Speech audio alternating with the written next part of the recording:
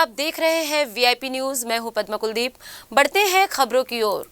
खैरागढ़ उपचुनाव की सरगर्मी तेज हो गई है। सभी पार्टियों ने अपना उम्मीदवार घोषित कर दिया है। कांग्रेस ने महिला उम्मीदवार पर भरोसा जताया है, वहीं बीजेपी ने अपने पुराने उम्मीदवार पर दांव खेला है। जनता कांग्रेस छत्तीसगढ़ ने राज परिवार की करीबी नरेंद्र सोनी को मैदान पर उतारा है। जनता कांग्रेस छत्तीसगढ़ की खैरागढ़ उपचुनाव की तैयारी कैसी है, इसको लेकर हमारे सहयोगी खोमन साहू ने जनता कांग्रेस के प्रदेश अध्यक्ष अमित जोगी से खास बातचीत की है। खैरागढ़ उपचुनाव के लिए तीनों पार्टियों ने अपना प्रत्याशी घोषित कर दिया है। हमारे साथ बातचीत करने के लिए जनता कांग्रेस के प्रदेश अध्यक्ष अमित जोगी जी हैं। जोगी जी, आप लोगों की किस तरह की तैयारी है? खैरागढ़ में उपचुनाव इसलिए हो रहे हैं क्योंकि हमारे ही दल के नेता मेरे बड़े भाई श्री देवव्रत सिंह जी का आकस्मिक निधन हो गया। हमारे संसदीय बोर्ड ने उनको सच्ची श्रद्धांजलि देते हुए उन्हीं के परिवार से उनके बहनोई श्री नरेंद्र सोनी को अपना उम्मीदवार बनाया है। राज परिवार का तो वो हिस्सा हैं ही, साथ ही उनका जो बैकग्राउंड है, मध्यम वर्गीय आम आदमी का बैकग्राउंड है, पेशे से वे अधिवक्ता हैं और लगातार पिछले 6 महीनों से वे धरने पर बैठे हैं पृथक खैरागढ़ जिला की मांग को लेकर। जब 6 महीने पहले सरकार ने 4 जिलों की घोषणा करी, सारंगगढ़, मोहला मानपुर, मनेंद्रगढ़, इन जिलों की जो घोषणा हुई, अगर देखा जाए खैरागढ़ को तो ये इन सारे 4 जिलों से ज़्यादा विशाल क्षेत्र इस जिले का है। पर क्योंकि इस जिले के लोगों ने, इस क्षेत्र के लोगों ने अपनी आस्था स्वर्गीय श्री अजीत जोगी के प्रति रखी, स्वर्गीय श्री देवव्रत सिंह जी के प्रति रखी, इसलिए इसकी लगातार उपेक्षा की गई। भेदभाव की भावना से, बदले की भावना से खैरागढ़ को जिला नहीं बनाया गया।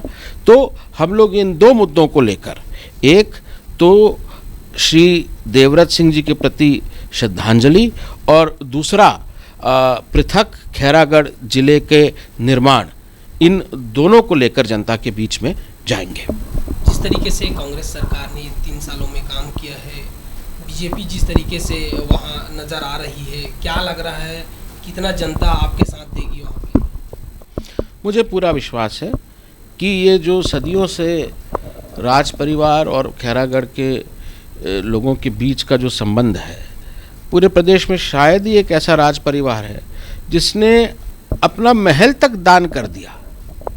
वहाँ संगीत विश्वविद्यालय खोल दिया और खुद एक छोटे से गेस्ट हाउस में जाके रहने लगे।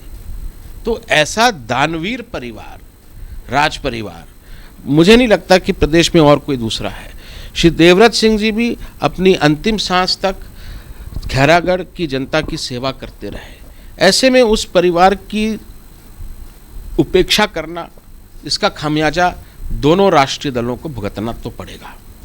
2018 के चुनाव में आपकी पार्टी ने ज़्यादा वोट वहाँ से बटोरे थे, पहले नंबर पे आप लोग थे। क्या लगता है जितना वोट आपको मिला था इस बार मिल पाएगा? क्या लगता है जनता आपके साथ जाएगी? मुझे पूरा भरोसा है कि जो लगाव खैरागढ़ की जनता और हमारी पार्टी के बीच का लगाव है वो दलगत लगाव नहीं है। हमारी पार्टी का जो लगाव खैरागढ़ की जनता के साथ है वो पार्टी पर आधारित नहीं है, वो एक पारिवारिक लगाव है। जोगी जी का और स्वर्गीय देवव्रत सिंह जी का जो रिश्ता वहाँ के एक एक व्यक्ति के साथ है वो दल तक सीमित नहीं है, वो दिल का रिश्ता है और इसका प्रमाण हमको इस चुनाव में देखने को जरूर मिलेगा। तो ये थे जेसीसीजे के प्रदेश अध्यक्ष अमित जोगी, जिनका साफ तौर पर कहना है कि वहाँ जिस तरीके से एक राज परिवार का जिस तरीके से व्यक्ति उतारा गया है उसको साफ तौर पर लोग पसंद करेंगे। बहरहाल आप देखने वाली बात होगी कि आने वाले दिनों में जब परिणाम आएंगे तो किस तरीके का जो है किसकी पार्टी जीतकर वहाँ सामने आती है। कैमरा पर्सन मनीष मिश्रा के साथ खोमन साहू, वीआईपी न्यूज़, रायपुर। राजनांदगांव जिले के खैरागढ़ विधानसभा उपचुनाव के लिए कांग्रेस प्रत्याशी यशोदा वर्मा ने आज अपना नामांकन दाखिल किया। इस दौरान मुख्यमंत्री भूपेश बघेल समेत प्रदेश के कई मंत्री मौजूद रहे। यशोदा वर्मा को कांग्रेस प्रत्याशी बनाए जाने को लेकर मुख्यमंत्री भूपेश बघेल ने कहा कि ये काफी खुशी की बात है कि अखिल भारतीय कांग्रेस कमेटी की अध्यक्ष सोनिया गांधी ने यशोदा वर्मा को प्रत्याशी बनाया है।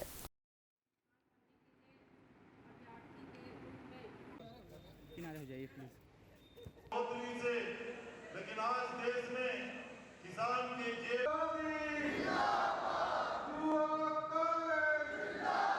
अखिल भारतीय कांग्रेस कमेटी की यशोदा वर्मा को कैंडिडेट डिक्लेयर किया है। हम सभी हमारे राष्ट्रीय अध्यक्ष सोनिया जी के प्रति आभारी हैं कि उन्होंने यशोदा वर्मा को कैंडिडेट बनाया है और यशोदा वर्मा के नाम आते ही पूरे खैरागढ़ विधानसभा में खुशी की लहर जल पड़ी है। हमारे शासन की योजनाओं को लेकर हम सब जाएंगे और आम जनता से, किसानों से, नौजवानों से, मजदूरों से, आदिवासियों से, अनुसूचित जाति के लोग हैं, सबसे हम आग्रह करेंगे कि कांग्रेस पार्टी की सरकार ने आप सब के लिए काम किया है, इस काम के आधार पर वोट मांगे। खैरागढ़ विधानसभा उपचुनाव को लेकर काफी मंथन के बाद भारतीय जनता पार्टी ने नामांकन दाखिले की अंतिम तिथि से एक दिन पहले प्रत्याशियों की घोषणा कर दी है। भारतीय जनता पार्टी ने जाति समीकरण को देखते हुए कोमल जंगील को अपना प्रत्याशी बनाया है।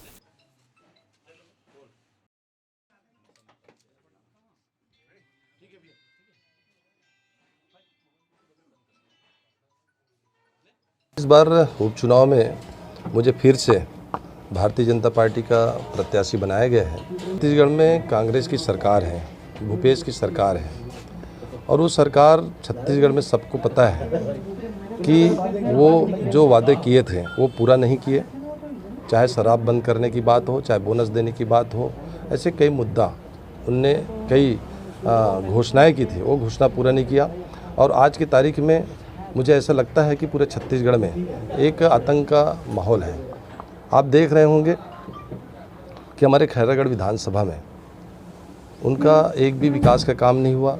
हमारे भारतीय जनता पार्टी के कार्यकर्ताओं को, नेताओं के खिलाफ फर्जी ढंग से FIR करके उनके विरुद्ध कार्य करने का प्रयास किया।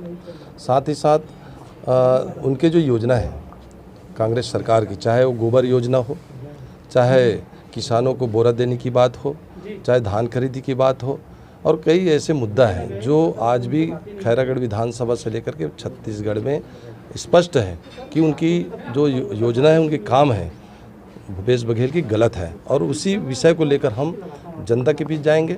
राजधानी रायपुर में अपराधियों के हौसले अब इस कदर बुलंद हो चले हैं कि शहर के VIP इलाकों में भी लूट जैसी घटनाओं को अंजाम दिया जा रहा है। 2 दिनों पहले युवक सनी शर्मा से इसी तरह पैसे और मोबाइल लूट की गई। मामले में कार्रवाई भी की गई और 4 आरोपियों को गिरफ्तार कर लिया गया है। लेकिन शहर के पॉश इलाकों में इस तरह घट रही वारदातें शहर की सुरक्षा व्यवस्था पर कई सवाल खड़े कर रहे हैं। बता दें कि घटना 20 मार्च तड़के सुबह 4 बजे की है, जब सनी तेलीबांधा से जयस्तंभ चौक की ओर आ रहा था। इसी दौरान 4 आरोपियों ने घेर कर मारपीट शुरू कर दी और मोबाइल के साथ 4000 रुपए लूट लिए। फिलहाल घटना में शामिल चारों आरोपियों को गिरफ्तार कर लिया गया है और आगे की कार्रवाई की जा रही है। सिविल लाइन थाना क्षेत्र में कल वहाँ एक प्रार्थी है शनि शर्मा, जो कि कहीं जा रहा था अपने वाहन से, जिससे कि 2 वाहनों में 4 लोगों द्वारा उसे रोका गया और उसके साथ मारपीट कर उसके पास से उसका मोबाइल और उसके कुछ नकदी रकम लगभग 4000 रुपये छीन लिए गए। प्रार्थी की शिकायत पर तत्काल जो है थाना सिविल लाइन में FIR पंजीबद्ध कराया गया है और पुलिस टीम द्वारा तत्परता से कार्रवाई करते हुए प्रकरण में शामिल आरोपियों को, जिसमें 3 आरोपी बालिग और 1 नाबालिग है, आरोपियों को हिरासत में लिया गया है और लूट का जो है मशरूका है वो बरामद किया गया है। आरोपियों के विरुद्ध जो धाराएं लगी हुई हैं उसके अनुसार उनके विरुद्ध उनके साथ विधि सम्मत अग्रिम न्यायिक कार्रवाई की जा रही है। वहीं रायगढ़ के वन कर्मचारी संघ 12 सूत्री मांगों को लेकर अनिश्चितकालीन हड़ताल पर है। कर्मचारियों ने अपनी मांगों को लेकर सरकार के खिलाफ नारेबाजी की और कहा कि पूरा जंगल भगवान के भरोसे है। इस तरह राज्य सरकार का ध्यान नहीं है। लगातार हम लोग अपनी मांग रख रहे हैं लेकिन पूरी नहीं की जा रही। बता दें, वन कर्मचारियों ने दफ्तर में काम करना बंद कर दिया है।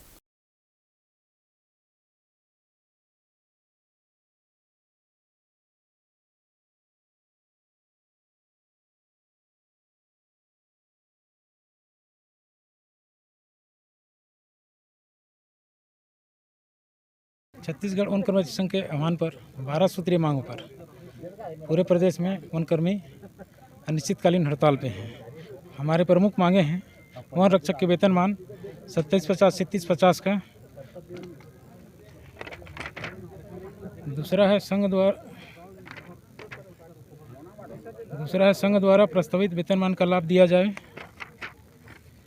तीसरा है पुरानी पेंशन योजना लागू किया जाए जो हो चुका है फेडरेशन के माध्यम से।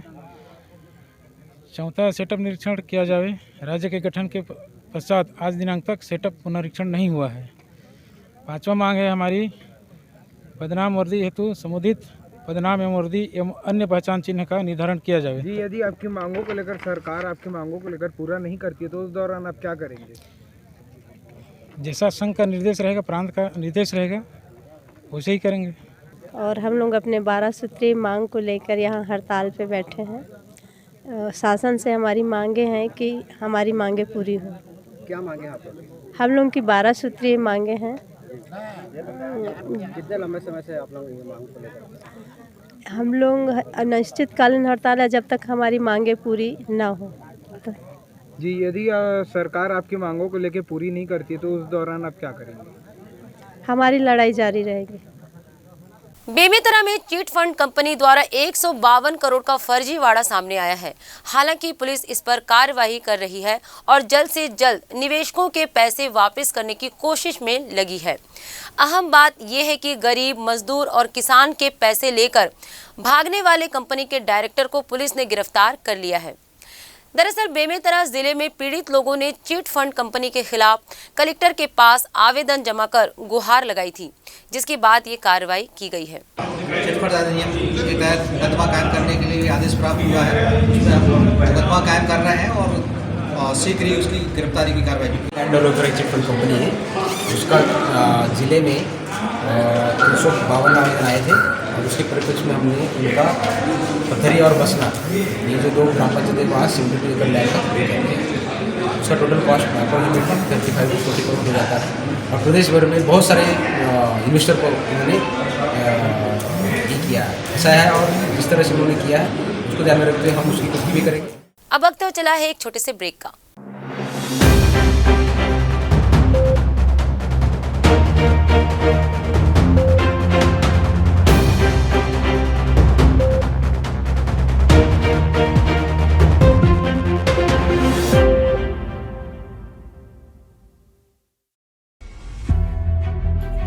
कैसा रहा बचपन? कैसा था? अच्छा रहा, मतलब जैसा रहता है वैसा नहीं रहा। जैसा रहता है वैसा है। नॉर्मल बचपन रहा, डिस्टर्ब बचपन रहा। काफ़ी परेशान बच्चा था मैं, मुझे हर बंदा मार कर चला जाया करता था बचपन में।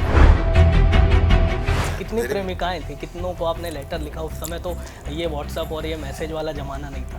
आशिकी क्या चीज़ है ये इस वक्त के नौजवान नहीं जानते। बिना इश्क की ज़िंदगी पूरी है, रूखी है, फीकी है।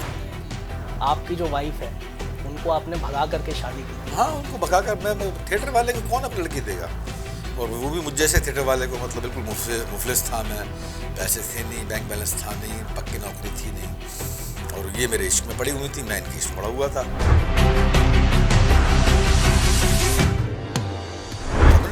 कम्युनिस्ट जो एक और कौम होती है जिसने बड़ा परेशान किया हुआ। कम्युनिस्टों से मेरा बड़ा परहेज है, और ऐसा मतलब कोई कम्युनिस्ट है तो मेरा कोई अनादर नहीं है उसके लिए। आप भुगतो अपने कम्युनिज्म को, लेफ्ट को, लेकिन मैंने मेरे ज़िंदगी में लेफ्ट बड़ा बुरी तरीके से, बड़ा प्रकोप मान के आया। उसके लिए इतना किया मैंने, फिर आखिरी में मालूम पड़ा कि जो है ये मतलब ओसामा बिन लादेन को आइडल मानते थे। झंडा उठाकर घूमते रहे कि क्रांति आएगी, अब आएगी, तब आएगी। अरे घंटा कुछ नहीं आती क्रांति, कुछ नहीं आती क्रांति। अभी ये फिल्म आई आपकी कश्मीर फाइल्स, हाँ, इसको लेकर जो है ये क्या यार, सूडो सेक्युलर हो, कब तक सेक्युलर बने रहोगे यार तुम? फिल्म को देख के आ रही से लड़की काटी जा रही है, बच्चों के दिमाग पे पॉइंट ब्लैंक रख के जो है गोली चलाई जा रही है। अब भी तुम चौंकोगे नहीं, अभी बोलते हो कि प्रोपेगेंडा है। अब है तो है भाई, ठीक है, मैं उसे सच्ची फिल्म मानता हूँ, मैं उसे बहुत ही बेहतर फिल्म मानता हूँ, और मेरे को तो हिला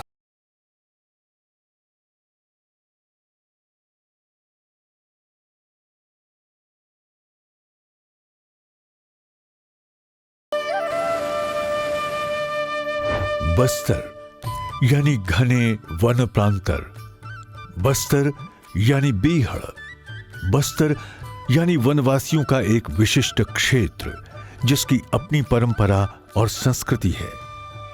बस्तर के इन वनवासियों के जीवन स्तर को हर तरह से ऊंचा उठाने के लिए छत्तीसगढ़ के दूरंदेशी मुख्यमंत्री भूपेश बघेल ने कई पहल की हैं। इन्हीं में से एक है हाट बाजार क्लिनिक योजना। हाट बाजार क्लिनिक में रक्तचाप, मधुमेह, sickle cell, anaemia, haemoglobin, malaria और टाइफाइड जैसी बीमारियों के लिए खून की जांच निःशुल्क हो रही है। लंबे अरसे से बस्तर के वनवासी बेहतर स्वास्थ्य सुविधाओं से वंचित थे, लेकिन अब तस्वीर बदल रही है।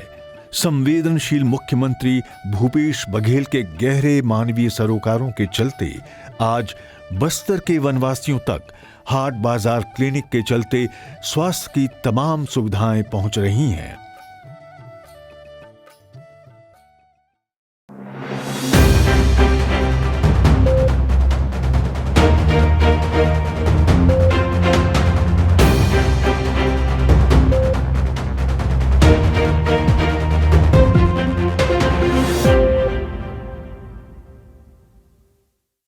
ब्रेक के बाद एक बार फिर आप सभी का स्वागत है। किसानों ने कलेक्टर को सूचना दी है कि जांजगीर चांपा में 267 रुपए का यूरिया खाद 500 से 700 रुपए में बेचा जा रहा है, जिसके बाद व्यापारियों के खिलाफ कार्रवाई के निर्देश दिए गए हैं।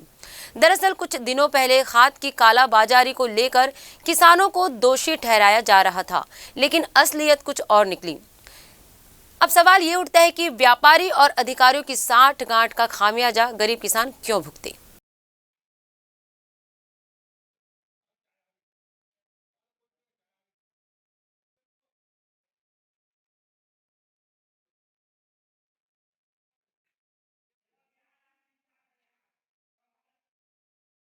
करने आए हैं, क्या चेकिंग कर रहे हैं? यूरिया में किसी प्रकार का काला बाजारी ना हो, ये देखने हमारा पूरा टीम आया है इंस्पेक्टर के साथ। हम लेके आए हैं उनको, और यहाँ मिसेस राजेंद्र अग्रवाल के जो प्रतिष्ठान है उसको जांच की गई, और जांच के उपरांत जो है जो किसान यहाँ यूरिया खाद लेने आए हैं उनको उपलब्ध कराया जा रहा है। नहीं तो आश्वासन दिए थे कि कल हम समर्थन मूल्य में 266 रुपये में दिलवाएंगे करके बोले थे, और अभी तो दे रहे हैं, लेकिन जितना टारगेट है तो उतना नहीं दे रहा है, 2 बोरी एकड़ में दे रहा है। और किसान के जो रहेगा तो देंगे करके बोल रहे हैं, उसमें नहीं देंगे बोल रहे हैं, आधार कार्ड में। किसान यहाँ पे यूरिया लेने के लिए आए थे। एक दिन पहले मैंने डीडीए साहब से चर्चा किया था कि किसानों को यूरिया की दिक्कत हो रही है और समितियों के माध्यम से नगद खाद नहीं मिल रहा है। डीडीए साहब ने यहाँ अपने डीलर साहब राजेंद्र अग्रवाल जी से चर्चा की। उन्होंने बोला यूरिया है हमारे पास। जब किसान कल यूरिया लेने आए और उन्होंने बताया कि हमको डीडीए साहब ने भेजा है, तो कल के डेट में यूरिया किसानों को नहीं दिया गया। और जो बातचीत हुई 1-2 किसानों से पता चला कि उन्होंने ज़्यादा मूल्य बोल रहे हैं यूरिया का, वो अगर आपको ले जाना है तो किसान लोग नहीं देना चाहे ज़्यादा मूल्य। हम लोग सीधा डीडीए ऑफिस में पहुंचे थे। डीडीए साहब से हमारी चर्चा हुई, तो डीडीए साहब फिर हमसे उठान की बातें करने लगे कि आप लोग धरना करो, चक्का जाम करो, प्रदर्शन करो, वो करो। अनेक एक अधिकारी को जो बातें नहीं करना चाहिए वो बातें उन्होंने की। मेरे को गाली दो, मेरे को मारो, मेरे को पीटो। तब हमने वहाँ पे बैठ के उनके कार्यालय के सामने करीबन 2-3 घंटे तक अपन बैठे थे। उस समय तक कोई अधिकारी, कोई कर्मचारी हमसे चर्चा करने के लिए नहीं आया। बाद में एक जनप्रतिनिधि आए, उनके माध्यम से फिर हमारी एक वार्तालाप वहाँ पर डीडीए साहब के साथ। तब आज का दिन निर्धारित किया गया कि आज यूरिया किसानों को हम स्वयं वहाँ पर जाके दिलाया जाएगा। दुर्ग की एक निशुल्क कोचिंग संस्था से एनडीए के लिए एक छात्र का चयन हुआ है। एनडीए की परीक्षा को पास करने में रिसाली भिलाई के छात्र देवेंद्र साहू को सफलता मिली है। भारतीय सेना में भर्ती के बाद परिवार में खुशी की लहर देखने को मिली है। एक प्रॉपर गाइडेंस मिल जाता है तो फिर इजी हो जाता है कोई भी कॉम्पिटिटिव एग्जाम को क्रैक करने के लिए, क्योंकि हार्डवर्क सब करते हैं, लेकिन जो हार्डवर्क करता है सही डायरेक्शन में मोस्टली वो सक्सीड होता है। तो यहाँ हमें गाइडेंस, एक डायरेक्शन मिला गया कि इस तरफ जाके मेहनत करना है। तो टीचर्स के थ्रू, क्योंकि वहाँ बहुत एक्सपर्ट्स टीचर है, उनके पास बहुत एक्सपीरियंस है, वो अपना एक्सपीरियंस शेयर करते हैं डेली लाइफ से भी और पढ़ाई से रिलेटेड भी। तो जब वो प्रॉपर एक गाइडेंस देते हैं और एक डायरेक्शन देते तो वो स्टूडेंट्स के लिए इजी हो जाता है कि उस डायरेक्शन में जाके मेहनत करना और फिर सक्सेस को पाना। मैं जिला प्रशासन का जो सर जो ये कोचिंग चालू की है उन लोग का सारे सर का धन्यवाद करना चाहूंगी कि ये बहुत अच्छा मतलब किए हैं बच्चे लोग का कि ये कभी बंद नहीं होना चाहिए। इससे सारे बच्चों को मोटिवेशन मिलता है और सारे बच्चे आगे बढ़ते हैं। इसीलिए सर बहुत बहुत सारे सर का थैंक यू, धन्यवाद, सबका धन्यवाद।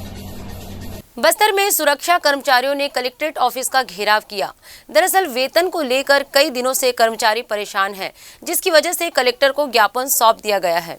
बता दें, श्रम कानून के तहत सामूहिक बीमा भी नहीं जमा किया जा रहा है। इस मामले को लेकर कलेक्टर ने जांच में दोषी पाए जाने वाले ठेकेदारों और अधिकारियों पर कार्रवाई करने के निर्देश दिए हैं।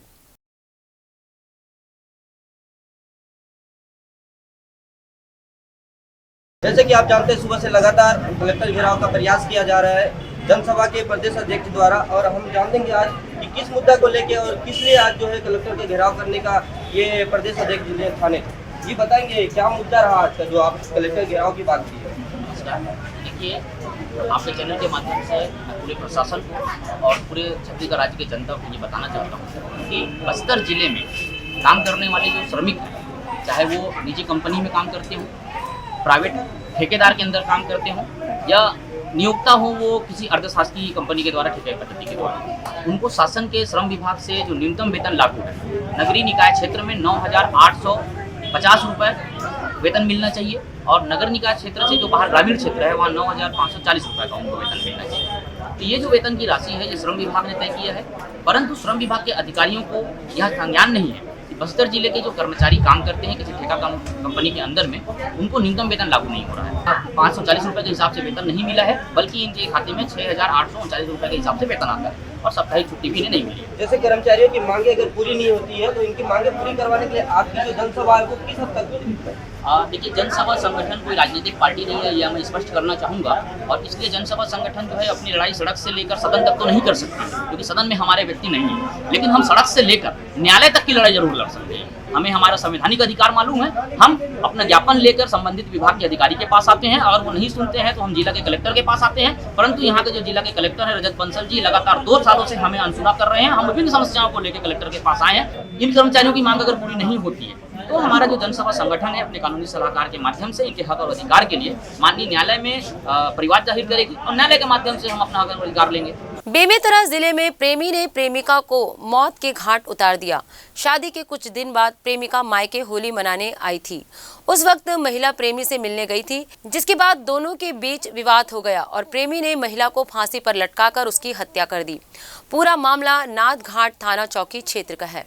सूचना मिली कि एक शादीशुदा महिला है जिसका नाम प्रीति राजपूत, उसकी फांसी के फंदे पे लगी हुई डेड बॉडी पड़ोसी के घर में। सूचना की तस्दीक पर तत्काल मौके पे पुलिस की जो है रवाना की गई। तो बाद में इसमें विस्तृत पूछताछ किया गया, इन्वेस्टिगेशन किया गया। तो इसमें अब बात सामने आया कि मृतिका प्रीति की शादी लगभग 2 माह पूर्व हुई थी और उसका एक पड़ोसी था पुरुषोत्तम यादव। इसका शादी भी तकरीबन 2 माह पूर्व हुआ था। दोनों का आपस में प्रेम प्रसंग था। दोनों आपस में मृतिका जो है शादी करने की इच्छुक थी, किंतु संभवतः जाति अलग होने की वजह से शादी नहीं हो सका। तो शादी के पश्चात भी मृतिका इसको चाहती थी और इसके साथ रहना चाहती थी। तो होली के पर्व के दौरान मृतिका प्रीति घर आई थी। तो उस दौरान इससे मेल मिलाप हुआ आरोपी से और आरोपी के घर ये मिलने गई बात करके और दोनों ने प्लान किया कि साथ में भाग जाएंगे। तो जैसे घर पहुंची है उसके बुलाने अनुसार आरोपी के, तो आरोपी आपस में मना किया आरोपी कि साथ में हम नहीं भागेंगे। तो दोनों मिलके ये तय किए कि चलो हम साथ नहीं रह सकते तो साथ मर जाते हैं और फांसी का फंदा तैयार किए। दोनों इसमें साथ में मरना चाहते थे, किंतु बाद में ऐसा हुआ कि ये मृतिका तो फांसी के फंदे पे झूल गई, किंतु आरोपी ने ऐसा नहीं किया। और जैसे फांसी फंदे पे झूली और उसके बाद आरोपी क्या किया कि जब आवाज़ लगाने लगी मृतिका तो इसके मुंह में गले में एक कपड़ा जो कि पेटीकोट था उसको ठूस दिया, जिससे इसके बाद बाहर न सके। साथ ही उसके पैर को पार कर खींचने लगा और जिससे उसकी जल्दी जान जाए। तो इस प्रकार इसका कृत्य ये हत्या के अपराध की परिधि में आ गया। तो इसके अपराध क्रमांक 128/22 रात को सबूत दर्ज किया गया है। सुकमा के ग्रामीणों ने कलेक्ट्रेट ऑफिस के बाहर जमकर हंगामा किया। ज्ञापन लेने से इनकार करना कलेक्टर को भारी पड़ गया। 5000 से अधिक ग्रामीणों ने कलेक्ट्रेट का घेराव किया और मुर्दाबाद के नारे लगाए। दरअसल ज्वलंत समस्याओं को लेकर सामाजिक पदाधिकारियों के द्वारा 11 मार्च को ग्रामीण मिलने गए थे, लेकिन कलेक्टर ने मिलने से मना कर दिया, जिसके बाद ग्रामीणों ने आक्रोश जताते हुए मुर्दाबाद के नारे लगाए।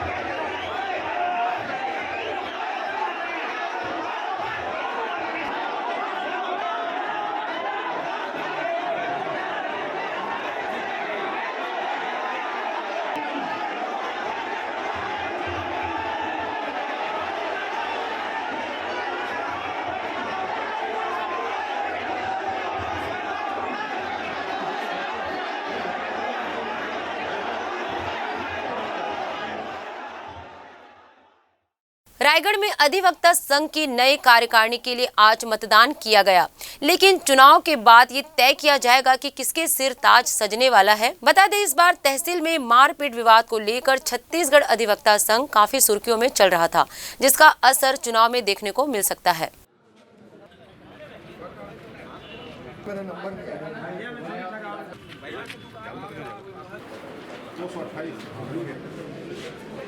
चुनाव बहुत शांतिपूर्ण ढंग से संपन्न हो रहा है।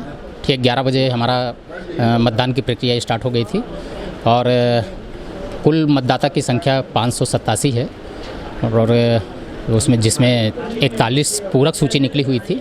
41 मतदाता पूरक सूची में भी आए हैं। जिन लोगों का नाम छूट गया था या चंदा रजिस्टर में चंदा बाद में जिन लोगों ने पटाया या न्यू कमर्स हैं, उन लोगों को भी उनके आवेदन के आधार पे पूरक सूची निकाली गई है। पूरक सूची में भी 41 लोगों का नाम है। टोटल 587 नाम हो रहे हैं। कितने पद के लिए चुनाव चल रहा है? टोटल पद अध्यक्ष, उपाध्यक्ष, महिला कनिष्ठ और उपाध्यक्ष पुरुष में निर्विरोध निर्वाचित हो चुके हैं नरेंद्र कुमार प्रधान जी।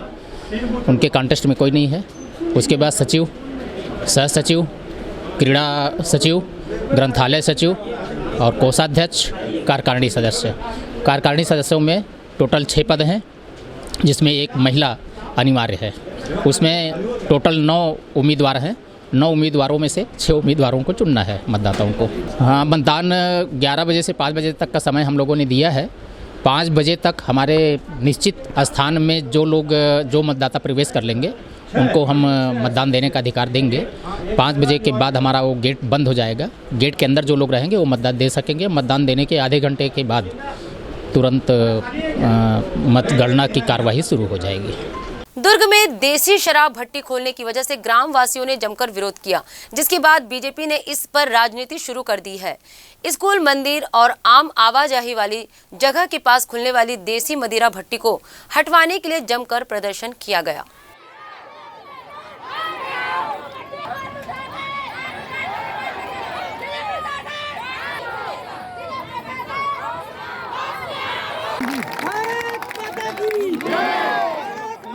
कोटनी और बघेरा गांव के लोग यहाँ आज दारू भट्टी वहाँ खुलने की आशंका से वो लोग प्रशासन को ये ज्ञापन सौंपने के लिए आए थे कि वहाँ दारू भट्टी नहीं खुलनी चाहिए, जिसको प्रशासन ने संज्ञान में लिया है और आबकारी विभाग को अवगत कराया है। आबकारी विभाग उसमें लिखित आश्वासन दे रही है कि वो जो है दारू दुकान नहीं खोलेगी। इस बुलेटिन में फिलहाल इतना ही। देखते रहिए VIP न्यूज़। नमस्कार।